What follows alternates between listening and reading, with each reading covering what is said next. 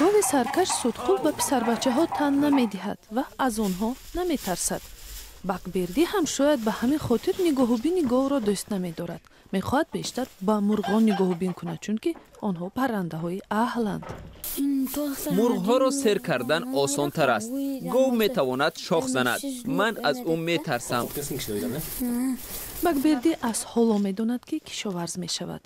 инчунин медонад ки ин орзу дар дили ӯ ҳамон замон пайдо шуд ки зиндагии осоиштаву хубро дар ҳалқаи падару модар ва бародарони наваш шурӯъ кард. ин писарбача дар бораи падару модари аслиаш аслан шунидан намехоҳад. бибиам маҷбур мекард ки кӯдакро доябонӣ кунам. агар мо гӯш намекардем бо чӯб мезад. осори латукуб ҳоло ҳам дар сари бакбердӣ боқӣ мондааст. худои берган ки ҳамроҳи бакбердӣ ба ҳамин оила ба фарзандӣ хонда шудааст, чӣ будани оилаи ҳақиқӣ ва меҳру муҳаббати самимиро дар ҳамин ҷо фаҳмид. дар хона мо 3 нафар будем ва ман танҳо зиқ мешудам.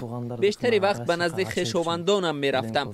баъдан ман аз падару модарам хоҳиш кардам ки кӯдакҳоро ба фарзандхонӣ бигиранд. рӯзе ман аз деҳа баргаштам ва бори аввал бакбердиро дидам. ӯ хоб буд. ман интизор шудам ки кай бедор мешавад ва ҳамроҳ ба сайру гашт рафтем. ман доим ӯро бо худ мегирифтам. ба гумонам тамоми шаҳрро чарх задем. ӯро ба боғҳову аттраксионҳо бурдам. бо бахтиёр низ ҳамин гуна қарин шудем. ойнагул ҳанӯз чанд соли пеш мехост кӯдаконро ба фарзандӣ хонад ва вақте дар бораи барномаи пуштибонӣ аз оилаҳое ки тарбияи кӯдакони бегонаву ятимро ба дӯш гирифтанд шунид, дарк кард ки набояд аз ин шонс рӯй гардонад. шавҳараш низ аз пешниҳоди ҳамсараш ҳайрон нашуд. ман як умр дар ҳамин соҳа кор кардам. омӯзгор ҳастам. дар бахши то мактабӣ таҳсил кардам. тамоми умр дар кӯдакистон фаъолият доштам. ба ҷуз ин ман худам дар оилаи серфарзанд тарбият ёфтам. ҳамаи ин маро ба чунин тасмимҳо дод кард. дар аввал ойнагул аз он ҳайрон мешуд ки яке аз бачаҳо бо вуҷуди 8 сола буданаш хонда наметавонад ва ҳарду мисли гурги гурусна ба хӯрок ҳамла мекарданд. бо гузашти 4 сол бакбердӣ ва бахтиёр бо ҳамдигар дӯст шуданд.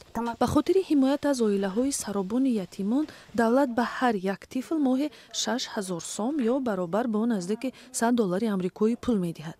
илова ба ин ба модари хонавода новобаста ба шумори кӯдакҳо 6000 сом маош дода мешавад. вале ин маблағ чандон зиёд нест. мақомот мегӯянд ки ин маблағ дар оянда бояд афзоиш ёбад. баробар бо ин шумори хонаводаҳои довталаби фарзандхонӣ ҳам зиёд аст. қонун дар ин бора соли 2012 қабул шуд ва дар соли 2014 маскун кардани кӯдаконро дар оилаҳои фостелӣ шурӯъ намуданд. дар ин муддат 58 кӯдак дар чунин оилаҳо зиндагӣ карданд. ҳоло шумораи чунин кӯдакон ҳамагӣ 12 нафар аст. 10 нафари дигар ба падару модаронашон баргардонида шуданд.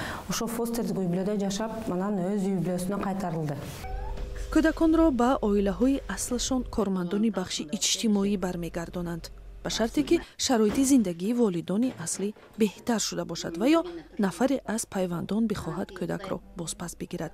дар ин ҳолат хонаводаи фарзандхонда ночор аст ки кӯдакро баргардонад. бакбердиву бахтиёр ва волидайни нави онҳо аз ин ҳолат зиёд метарсанд.